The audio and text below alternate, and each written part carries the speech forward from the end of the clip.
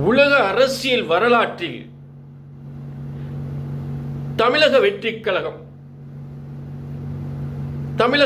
கழகம் அதன் தலைவர் விஜய் 107 இடங்களில் வெற்றி பெற்றிருக்கிறார்.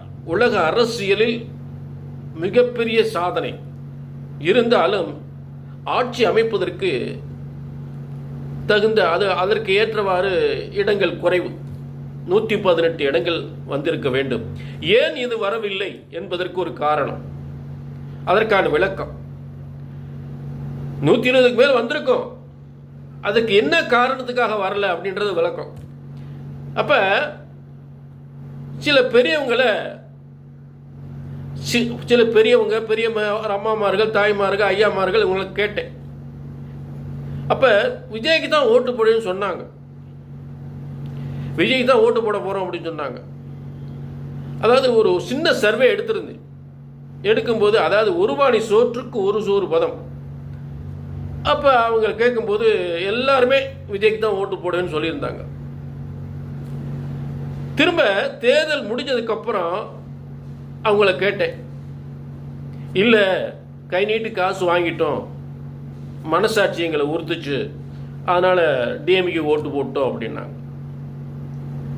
அப்ப அண்ணா திராவிட முன்னேற்ற கழகம் பணம் பட்டுவாடா பண்ணியிருக்கு, திராவிட முன்னேற்ற கழகம் பணம் பட்டுவாடா பண்ணியிருக்கு, காசு கொடுத்துருக்காங்க. அப்ப இந்த வார்த்தையை சொல்றாங்க, மனசாட்சி எங்களுக்கு உறுத்துச்சு அதனால ஓட்ட போட்டோம் அப்படின்னு சொன்னாங்க. அப்ப இதன் அடிப்படையில் கை நீட்டி காசு வாங்கிட்டோம். அப்ப சில பேர் பணம் வாங்கினாலுமே சில பேர் ஓட்டு போட்டது மாத்தி தாவேக்காக்கு ஓட்டு போட்டிருக்காங்க. அப்ப சில பெரியவங்க கொஞ்சம் பயந்து அந்த திராவிட முன்னேற்ற கழகத்துக்கும் அண்ணா திராவிட முன்னேற்றத்துக்கும் வாக்களித்திருக்கிறார்கள். பணம் வாங்கின ஒரு மனசாட்சிக்கு பயந்து வாக்களித்திருக்கிறார்கள். ஆக இந்த செயல் இல்லை என்றால், இந்த செயல்பாடு இல்லை என்றால் கண்டிப்பாக தமிழக வெற்றி கழகத்திற்கு அதிக ஒரு இடங்கள் கண்டிப்பாக 120க்கு மேல் கண்டிப்பாக கிடைச்சிருக்கும். ஏன்னா அவங்க தான் இந்த பணம் கையில் வாங்குறதுக்கு முன்னாடி சொன்ன வார்த்தைகள்,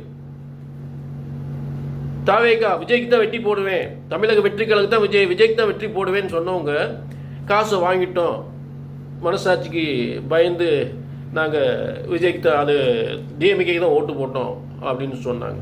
இதுதான் உண்மை.